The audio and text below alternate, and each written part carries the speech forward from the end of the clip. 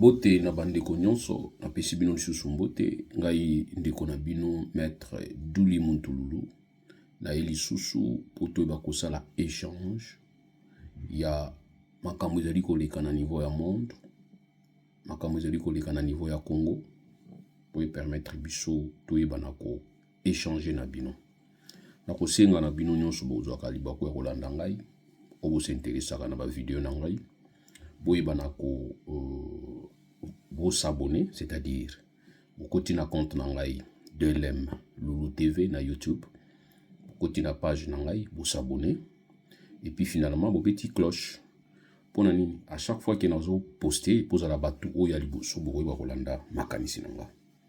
Le lo na lingina lobela na 2 points. Mais na 2 points on a ko préférer na partager ngona des vidéos car na salaka et que la première vidéo na ko lobela makambo etali la nationalité douteuse ya Kabila. Quel est l'impact et qu'est-ce qu'il faut faire? Et on a le premier point. Deuxième point, on a le d'une manière générale, qu'est-ce que la RDC peut faire face à changement géopolitique dans le monde? Il y a reconfiguration dans le monde actuellement dans l'Italie politique internationale. Parce que tu as vu, ça dit toujours que politique internationale est un droit international. Et la politique internationale, ils ont intérêt à battunder, ils ont la prise en compte, intérêt à l'État. Kuna, vous avez l'État moukier, mais vous pesez. Exemple à Rwanda. Rwanda pesa bissou. Pendant 1994, Rwanda pesa RDC. À telle enseigne qu'ils ont difficile pour nous. Monsieur Laurent Désiré Kabila a convaincre les bateaux, a faire comprendre le monde que nous étions agressés. Si Moussa a Koufi, monde, il y a une réalité que la RDC était agressée, mais Moutoumoko a condamné qui Rwanda. Et à un certain moment, on nous renvoyait pour nous dire que c'est un problème congolais. C'est ainsi au Moni, dans Kabila en 2001, va pousser sur la logique à dialogue inter-congolais. Ok, na dialogue inter-congolais, boyebi ndenge bandaki, boyebi ndenge salamaki parce que tout le bela mingi. Donc voilà 2 points où on a le bela na mukolo alelo yangwana. Nena bandana dossier où d'abord il y a nationalité. Où qu'est-ce que la RDC peut faire suite à mutation? Pourquoi il va après? Pendant qu'on a au moins dans pays mususu batu bazo réfléchir. Qu'est-ce qu'ils font? Tant que monde qui basa na blocage. Ba okende pa ba expert bana ba expert na bango taba mungi bana blocage ba okende pa ba ngumba na bango parce que même Israël na tango kala tango roi za ki bloqué azo okende kutana ba ainsi dit l'Éternel ba obazala ki ko lobande la part de l'Éternel ba prophète ba okende na synagogue ba kina ngomba ba ekutuna prophète lobi nini pour Israël azo okende kubunda prophète abibozi ana consulter Nzambe prophète alors mais les loyo ba prophète nyonso ba kitana ngomba ba comment na ba na royal nani na palais royal. C'est ça le problème avec la RDC. Tous ces experts autre monde qui ba expert peut-être pour consulter lobby ba on to ba kitina politique ba ça la politique ba on to ba comme na pembenia fa tu béton ba on nyonso ba ngobina ba auto ibaki ba ba excellent professeur ba excellent scientifique. Aujourd'hui à côté il y a un président baza incapable ya kolakisa président oyo il faut basala ndenge science senga ils sont là bon tu afandi. Donc voilà difficulté tout ça na banda na banda d'abord na weteli makambo ya nationalité ya RDC ya Congo nationalité plutôt ya Joseph Kabila. Mais la deuxième partie de la deuxième vidéo de Bolanda makambo ya qu'est-ce que la RDC peut faire na weteli nationalité ya Kabila. Vous savez la contestation, le doute sur la nationalité à Kabila, to banda qui a déjà tant Kabila a continué la succession au pouvoir. Tant Kabila a remplacé Tatanaï. To comment qui deux côtés. To lobi non. Oh ils ont royauté. Pourquoi to bagi néon? To bagi néon parce que on croyait et on nous a dit que Kabila Joseph serait l'enfant ya Mousse Laurent Désiré Kabila. Donc to bagi non. Oh ils ont royauté. Pour nani il faut pas remplacer moi. Nous avons suivi vidéo à Moïse Congolo qui va dire qu'ils étaient dans un contexte, il faut ça la choix. Choix basala qui pour na koyeba ko tia kimia, ils ala mabele lo Mais en tout cas, ils ont qui choix moko basala qui pour préserver bateau. Ça, selon lui. Et alors, on va qui Joseph Kabila. Mais, et l'on voit que tout est que type yo nationalité n'est pas bien. Bah, histoire de bandi bima. Parce que dans la RDC, ils ont deux tendances. Soit comme président de la République, bah, ils ont nationalité. Bah, ils ont ba ceux qui osent qui na opposition, ils ont occupé la nationalité noisette.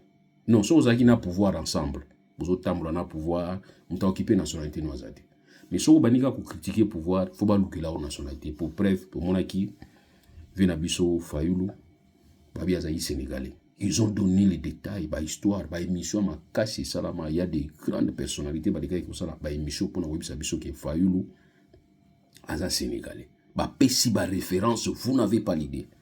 Et finalement après aujourd'hui, bah le biké bangondi bah pesa qui nationalité sénégalaise, comme Azongi Nanzela, bah Azongi nationalité congolaise. Donc ça dit pour comprendre que il y a des adversaires au basala hake.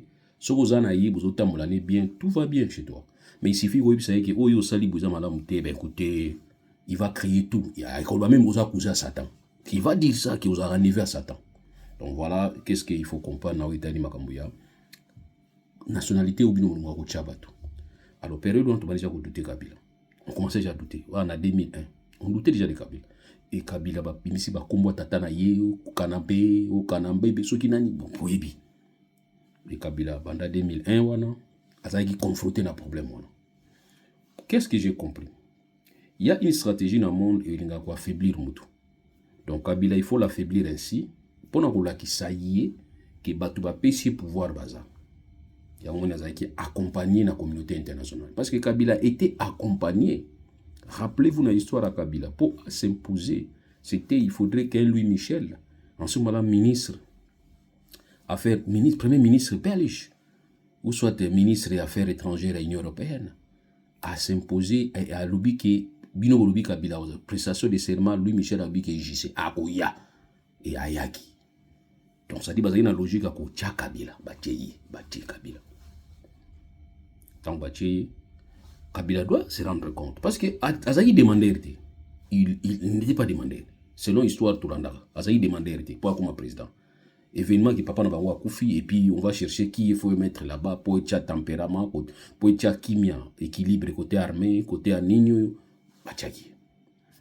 Moi quand j'ai vu la première fois Kabila dans mon photo na ye, premier jour dans mon veste mokobo maboko milaiboé, costume mokobo neti robe, mes costumes.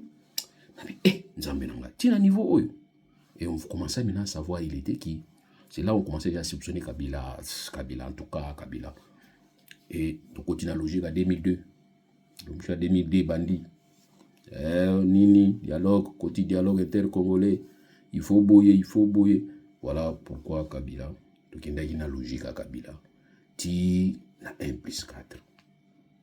Pourquoi on a insisté na 1+4? Tout ce temps, pendant Kabila a qui pouvoir, Tito qui na 1+4, tout le monde croyait et savait que Kabila n'était pas congolais. Mais il fallait nous dire ça comme ça. Moutoumou Aloubela qui a monté comme ça. Sauf Obaza qui n'a opposition. Aujourd'hui, tu l'as dit Jean-Pierre Bemba. Alobi. Moi, la première question que je dois me poser, est-ce que Christian Lusakweno, le grand journaliste que je salue, a tout n'est qu'une question ou tout n'est que Kabilaza Rwandais ou non? Parce que la réponse est liée à la question Batunio. On a tant ça. Si on a tout niveau dans la classe question, bah répondre à ma camusous, à ta ma camonesa bien. La web c'est qui question dans les liés on a dit. Réponse on a nina yoka ils en lié. Parce que ça fait en matière de réflexion, ils ont le rôle en mathématiques. Quand on dit 1 plus 1 égale à 2, bah tu ne sais pas 1 plus 1 égale à 2. Non. En matière de réflexion, on va cours où il y a 5 à la réflexion.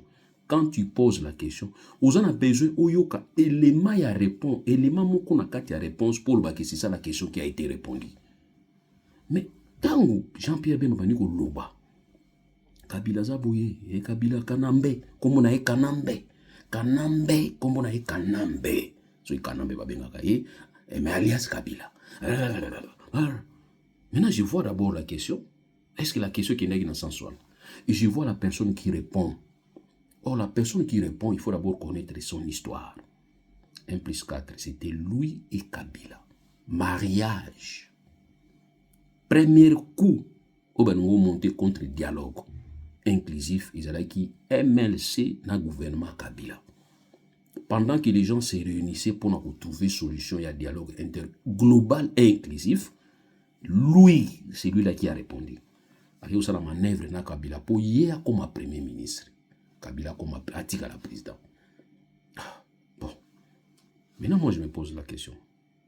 Bemba, vieux Jean-Pierre Bemba, qu'est-ce que ça peut rapporter aujourd'hui en termes de solution? D'abord, une question qui ne t'a pas jamais été posée. Tu vas donner une réponse à la question qu'ils ont non posée parce qu'il faut que nous le demande. Et tu vas donner certains détails où il y a monde qui c'est comme si il a apporté l'autre côté. Donc, on continue à la moto. Comme tout ça a besoin de liquide pour tout ma moto, il y a une essence pour nous boire sous essence. Il a évité ce que vous comprenez place aux amis. Fort malheureusement, comme Jean-Pierre Bemba comprendre qu'il y a IDPS, na union sacrée, si on va mon vrai moto, il faut finir Kabila. Si on va mon vrai moto, il faut s'attaquer contre les Rwandais. Si on va mon vrai moto, il faut qu'il y ait un discours, ou un discours à distraction. Aujourd'hui, nous sommes obligés de réfléchir. Qu'est-ce que nous devons faire? On vous a dit, on nous a dit que Rwanda est bisika wanate pour changer bango place. Tout le baki yango kala que Rwanda to comme ça en province, ça est kanda, mais ça réalité. Il faut tout vivre na yi. Na mayi le to vivre na yi pour permettre que yi akoya kaka za na position akoya. Ici. Et puis avec un bon discours. C'est pas un discours il y a Jean-Pierre Bemba non. Donc, c'est ainsi nous disons que Jean-Pierre Bemba tient un problème particulier avec Kabila. Si tel est le cas, il faut résoudre ça avec Kabila. Nous voulons avancer. C'est ce qui n'a pas son conseil. Nous devons avancer. Et c'est dans ton bien. Et ça n'a pas la monaïo.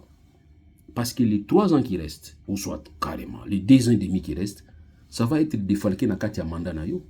On ne va pas dire que Makele to zaki na on a bien compréhension zaki na auto suspendre le mandat. Non, parce que j'ai entendu mutumo ba yango que to cha mandat d'abord na pause parce que Mobutu za na mboka. Tu sais que non, Mobutu yango bandi liloté banda kala. Ba wana mswa sala indenge ba mandat na ba temps Mobutu za like. Mais tout ça perte na yo. Donc tu as l'obligation de rappeler Batounyos. Oui, ça va non. Tu changer de discours. Tu changer de discours. Parce que nous on nous dit que c'est sous ton impulsion de yango gouvernement de Tambola. Alors si réellement c'est sous impulsion, il faut y bannir nous ça. Parce que semaine prochaine, je ne sais pas si c'est cette semaine, il faut qu'il y ait aux États-Unis. Ou qu'il y ait makamba komeli. Or makamba komeli réaction à Bemba. Makanisi à Bemba na kati wana ezate. Logique ou bozo kenango ya ezate. Vous ne sentez pas qu'en ce moment-là, les gens vont dire quoi? Bah proche na ou bazolo makamususu ou yuzo makamususu. Bah comment déjà moins sérieux. Rappelez tout le monde alors. Tu vas rien perdre. Loba Oyozo Kanisa. Pour moi, na Kenya, il y a un chef à police, c'est quoi police qu'on a. Petit moi, je critique dans les réseaux sociaux, avec au Kanga, moi, on a mis la prison, moi, on a pas bomier. Bah, moi, le moi, on a mis tout na mire. Mais médecin légiste na bango. Azal ko la bino médecin légiste na bino te ke bozola na makambo bazo bisa bino bokoma te. Médecin légiste alobi ke eza ko abeti na mutu te ba beta ki azaki na agression extérieure. Président ya Kenya alobi ki a d'accord te. Apesi position alobi ki azani d'accord te. Ba pratique wala lingi yango te. Et aujourd'hui tous les officiers na kati ya dossier na baza suspendus. Blague ezate, asa ça la blague te. C'est-à-dire il y a des choses où on peut accepter mutu alobango pembeni na yo te.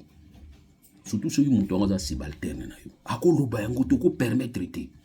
Zoom ça monte sur là. Non. Bolanda logique nanga. Bolanda qu'est-ce que moi je pense parce que le mandat c'est mon mandat. Mandat à Jean-Pierre Bemba, mandat à Félix. Pour une boutique kaya lo bilobi la bino bozo sepena. Félix nani Jean-Pierre Bemba lo bien a raison. Jean-Pierre Bemba tu peux avoir raison mais c'est la honte de nous tous. Nous avons vu comment est-ce que Kabila est venu. Vous-même vous dites que Kabila qui n'a pas chaussé la caoutchouc. Nous l'avons vu venir. Il devient président, bino na potanga ba université, ba doctorat, moto outi na zamba ye a surplanté biso mati biso likolo. Bon mon moti soni to be na makamune ernso. C'est ainsi nous vous avons dit to bossa na ye. Or pour na bossa na Kabila zani, faut tout ça là bien pas toi bossa na Kabila parce qu'il y a des naïfs qui risquent de continuer à croire à Kabila. Mais aujourd'hui surtout zongi ici le mogobo. Oui, vous permettre biso ba to basa là. Conscient que Kabila tango Kabila, ils allaient qui bouiller mais tout monde changement total. Les gens vont oublier Kabila. Tout ce que Kabila peut dire, les gens vont s'en foutre de ça. Mais aujourd'hui, si les gens souffrent, ou soit ils souffrent comme ils ont souffert avec Kabila, et que vous continuez à les faire souffrir identiquement, il faut commencer à penser à Kabila. Mais pourquoi tout le monde est Kabila? Donc moi, je pense que il faut évoluer. Je donne un autre aspect. Est-ce que vous voyez que le texte de la loi échangera par rapport au comportement sociologique de la société? Hier, les Américains, qui pouvaient croire qu'aux États-Unis, un président noir peut devenir président? Qui pouvait croire à ça? 40, 45, 30, 30. Qui pouvait croire à ça? Personne. Aujourd'hui, nous avons vu un Barack Obama. Et Barack Obama a commis président des États-Unis na Kenya na mboka koko na eba sali fête. Alors bito sali fête parce que koko na biso c'est connu. Pour na évoluer. Et aujourd'hui avec Kabila, nous ne demandons pas que Kabila rentre. Nous avons dit que Kabila pour nous c'est une honte de l'histoire. C'est un faux pas pour nous. Les intellectuels, il nous a manipulés. Place dans notre région de vivement. Il nous a manipulés. Comme il nous a manipulés et qu'il est déjà parti, qu'est-ce que nous devons faire? Réfléchissons pour la nini. Ils ont la soupe pour la deuxième fois. Mais nabino crainte nabino ezaki bozo banga ye azonga. Iya akozonga lisusu te. Toso to komela bino to dessiner. Akozonga lisusu te. Kabila sozo kanisa na mtuno zonga te. Zonga te. Kabila ozonga lisusu te. Tout ce qu'il peut faire, otiga sala. Mais faute, oyazo sala waneza faute na bino. Pourquoi? Parce que vous pesi ba tout le temps. Je l'ai toujours dit, quand ton ex te revient toujours en esprit, c'est que quelque part, le présent, ça ne va pas. Ex, yayo, azozongi loka na makanisi. Mais pose-toi la question, oyaza présent zo salanini. C'est ça le problème avec vous. Vous ne voulez pas croire à ça. Vous ne voulez pas accepter réalité en face. Moi, j'ai toujours dit que le régime de Kabila et le régime de Tshisekedi, c'est identique. D'ailleurs, il y a Tshisekedi, c'est encore grave. Pourquoi? Parce que tous ces chômeurs, tous ces réunis, qui n'a rien de l'eau, hier rapidement, il y a un retard, il faut parce que c'est ça le problème, tous en ango. Voilà pourquoi je vous dis toujours que Bolanda vie Jean-Pierre Bemba. Jean-Pierre Bemba, vous avez la place, mon Kabila. Eh oui. Prison, on a prison pour la insubordination des témoins. Par rapport à ma cambodge qui est à niveau de Centrafrique. Mais les dossiers phares, où Amnesty International a dit que nous avons sanctionné de mon côté. Ils ont dossier où il y a atrocité, rébellion, tuerie, viol, carnage, où il y a qui est à niveau de RDC. Donc, élargir le champ. So, il y a boya qui va qui est en Équateur, qui est en 1885. Où nous sommes yebi.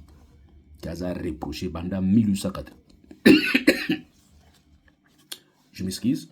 Oignon Sayebi. Pendant 1885. Asala Giba aventure na RDC. Asimba Minduki. Mouvement na Simba Minduki. Pour vous répondre.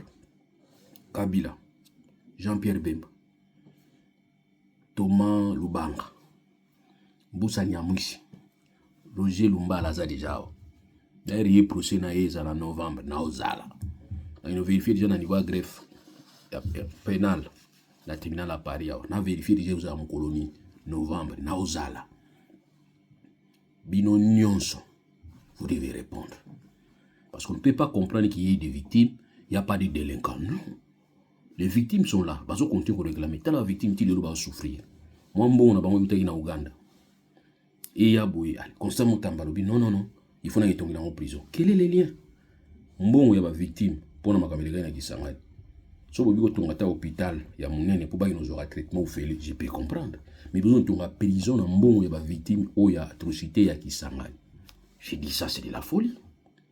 Bon, on peut pas condamner à Ouganda. Or, Ouganda, mi bundaki yé mon côté. Ouganda, bundaki na ba Rwandais. Pour nous condamner à ba Rwandais, sans cause, c'est notre problème. Et Ouganda, azalaki na MLC. Rwanda ezalaki na RCD. Mwana mbali moko wa ibisinga na niveau ya na pesi mbote, mwana mbali te mepeti na moko. O finga na muta kisangani. Période wana MLC a se désengagé déjà na kisangani tant Ouganda bundaki. Mais attends, monsieur, tu réfléchis ou bien tu réfléchis pas? Vous croyez que tout ça a besoin de responsabiliser ka MLC parce qu'il y a qui accompagnateur il y a supplétif il y a Ouganda? Non. Même aujourd'hui, on peut demander à MLC, mon colonie n'a condamné Ouganda. Mon colonie n'a déclaré que Ouganda a été agresseur. Pourquoi? Parce qu'il y a un lien, il y a partenariat na Ouganda, historique, les liens historiques. Bemba lelo jamais tia kokufa ko sabino te que Ouganda azalaki agresseur. Ce que vous demandez à Kabila, demandez aussi à Bemba. Nous demandons à Kabila de condamner clairement Paul Kagame. C'est comme si alinga prononcer moi Paul Kagame na monoko na été. To yebisi Kabila, condamner Paul Kagame, condamner agression à Rwanda na RDC. Autant nous disons à Jean-Pierre Bemba doit condamner ouvertement Yoweri Museveni na armée ougandaise. Aujourd'hui, na Ituri, pour vous informer, Ituri est occupé par l'armée ougandaise. Est-ce que l'armée ougandaise faut occuper terrain à Batumsous? Attends, vous avez un partenariat. Vous avez une armée régulière, vous avez une armée régulière, mais les lots tout na Ituri, c'est armée ougandaise. Est-ce que bino vous déclaré? Le gouvernement qui chasse à besoin qu'il y ait bisonné au PC autorisation? Rien. Vital Kamero tomboka na période à PPRD que ba yebisa yote que armée côté si ko ba armée zo côté zo bimozo tomboka te, ça aussi c'est un problème. Vous, le problème chez vous c'est quoi? Quand vous êtes au pouvoir, tout est bon, tout ça va, tout va bien. Mais quand vous êtes en dehors du pouvoir, vous commencez maintenant à voir les mains. Or nous n'avons jamais changé. Biso changé te. Condamnation à Tchaïki Paul Kagame banda à banda. Ngala bandi ko condamner makambo Rwanda banda 1994. Tilelo n'a changé te. Même si il a été comme président de la République, il a changé le langage.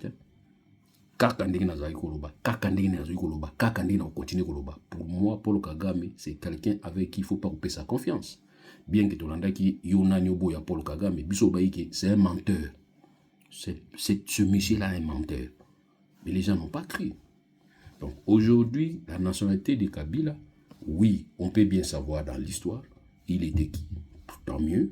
Mais pour nous, c'est vraiment une erreur. Il faut considérer ça comme tel, une erreur. Alors, comme c'est une erreur, il y a page noire à l'histoire. Aujourd'hui, qu'est-ce qu'il faut faire? Est-ce que ce qui te définit et te détermine que Kabila Rwandais, ça va changer quoi? L'élo. Ça va ramener quoi aujourd'hui? L'élo, nous avons une crise. Je ne pense pas. Mais Bemba a compris qu'il faut avoir un discours pareil pour nous plaire naïf. Moi, je ne suis pas naïf. Bemba, je te dis que je ne suis pas naïf. C'est toi qui avais soutenu que Kabila reste président et que toi, tu deviennes premier ministre. Accord, Nabino Kosala qui cadre MLC gouvernement qui chasse na hôtel la cascade. C'est toi qui passais dans la télévision, dans la tenue militaire, en tant que président, d'ailleurs, en tant que président, vice-président, en charge de l'économie et finances. Mais au porté tenu au yé au lobby na batuke bino robima pona o tiseke de tiena lobby que tout va s'arrêter beaucoup monde. C'était toi. Dis-moi, aujourd'hui quand tu sors en tant que ministre des Transports, tu vas commencer à dire des inepties. Je peux dire que non, ils ont déngénaillé. Ils ont déngénaillé. Parlons à la nationalité à Kabila bien. Mais Kabila peut être rwandais, oui. Mais aujourd'hui, ça n'influence plus na kati makamuna biso. Qu'est-ce qu'il faut maintenant faire pour nous empêcher? C'est ainsi que quand vous passez, tous infiltrés. Mais attends, vous avez fait 7 ans. Il y a le rôle d'Andengo, il y a un beaucoup de gens qui Sika. Babiso qui est là, on est à Binse quoi. Et yo kotiti, au fond 17 ans, quand vous en habitez quoi? Nani, Bungaïte, Moutazaki Bosso. Non, yo fond 7 ans. Qu'est-ce que tu as fait pendant que l'on a l'infiltration? Rien. Attends. Je sais pas, c'est-à-dire, ngala ninga okenabino na cesse batu obo ndimaka bango pour comprendre. Au côté d'un d'abord sika, bah puis ce qui d'abord ils en ont quoi. C'est à eux aux disposition, au béni bateau ça va désinfectation, ou à désinfecter, aux yeux peinture au tiers propriété, comme ça mon ton a beau zonga, d'accord bonga na bien yo fonda ka zina binse quoi, ngana bongisa. C'est ce que nous demandons à Tshisekedi. Quand vous venez commencer à se plaindre, nous avons dit ça à Mzee Laurent Désiré Kabila. Mzee Laurent va commencer à dire oh Mutabumi Mboka Mobutu, Mutabumi Tobi non. Faut pas nous distraire. Mobutu est parti, maintenant c'est toi qui es là. C'est ainsi qu'il y a une solution. Oui, pour l'accession à Mobutu à Salakita. Mais vous venez ici, vous dites l'accession. Kabila Salaki Boye, Atinda 60 millions. Kabila, nous y Tchakou, nous sommes d'accord. Tundimi, Atinda 60 millions. Ok. Tolongoliango. Nini Sousu. Oh, Hazard Rwandais. Ok, Tundimi. Allez, Longola. Nini Sousu. Oh, maman a été. Tundimi. Longolango. Nini Sousu. Oh, moi, je n'a été. Tundimi. Ok, Longolango. Nini Sousu. Oh, moi, a été. Tundimi. Et alors? Et après? Et après? Vous évitez que Namboka na biso oyo tozala na statut moko très particulier. Vous voyez, premier responsable à RDC comme État.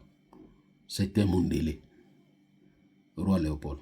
Il était qui Azaï Mounianga, Azaï Moussolon, Mouoyo, Moulouba, Mungala. Vous avez congolais? Il est qui? 1885, 1919, 1909. Il est parti.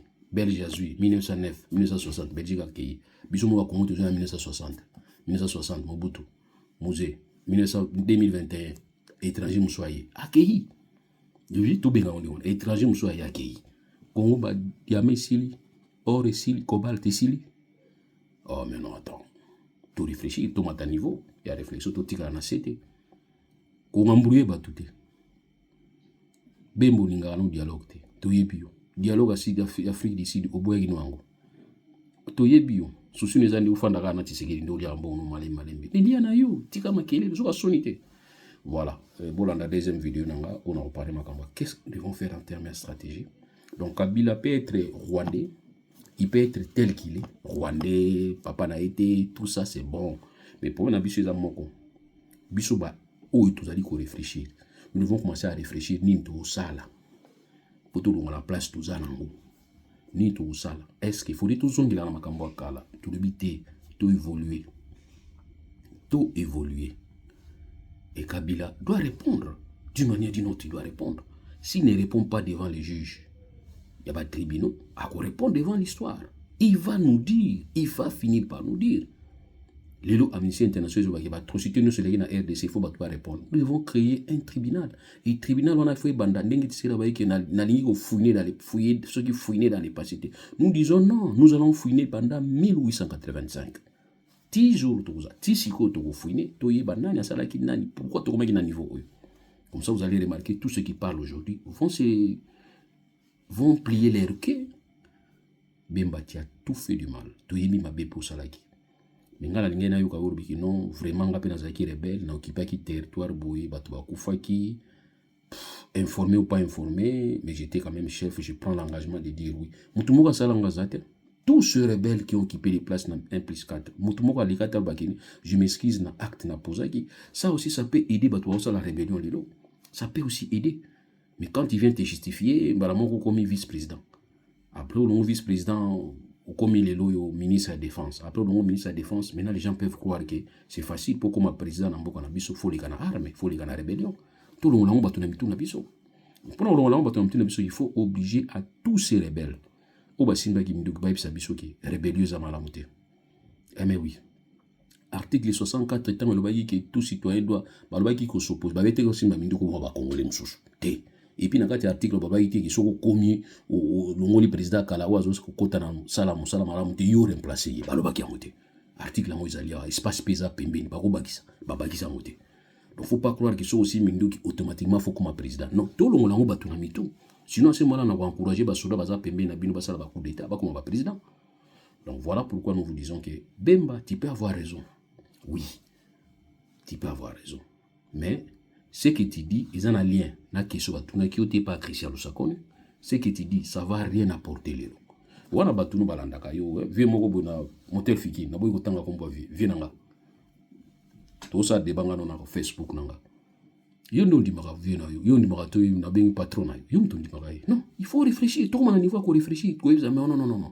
Boss, oyo tout moni importance na wote, oyo no ko lo bangote. Non. Mais comme nous besoin bino ko vivre na sima batu. Bolim sanga pardon. Ceux qui les loups à te bousiller. Pour les loups à besoin de battre, Félix Tshisekedi, adversaire politique n'a yo bien préparé. Isa Bemba. C'est ce que toi tu ne comprends pas. Bemba c'est un potentiel adversaire politique à Félix Tshisekedi. D'ailleurs, à cause de la makasa ça la pimbe non pas en 2029, 2028 au sa candidature. C'est Bemba qui va te le rappeler. Vous voyez que Bemba au fond d'avoir la radio 2028, il est sous président. Aïbi qui construit pétition. Il ne va pas accepter. Merci beaucoup. La salle 30 minutes. Bon la vidéo m'sousouana. Mais bon s'abonner quand même. Bon la vidéo m'sousouana zoya. Nazo tindika on calamité. Nazo poster en haut. Bon la yango. Vebemba, tu peux avoir raison. Kabila peut être rwandais. Bah on peut s'abisso document Kabila rwandais. Ça ne va rien régler. Si quoi il va régler sur l'autre. Tout ça ni. À chaque fois c'est biso. Ça manipuler biso. Comme tu s'es réveillé. Plus jamais ça. Voilà ce que moi je vous demande. Au lieu de c'est comme si c'est actualité à l'élo. Voilà. Parce que so bi watine la chaque année pendant 21 ans. Na 21 ans Kabila yo posa na kati. Na 1 plus 4. Donc c'est que yo en tant que vice-président vous avez la pembo vous voilà. Et condamné pe Yoreni Museveni. Je voudrais que Bemba na lancé au défi. Les cas de la télévision qui est armée rwandaise, armée ougandaise, Bob Madibanda. Vous avez dérangé Bissou. La ligne pour le bango. Merci beaucoup.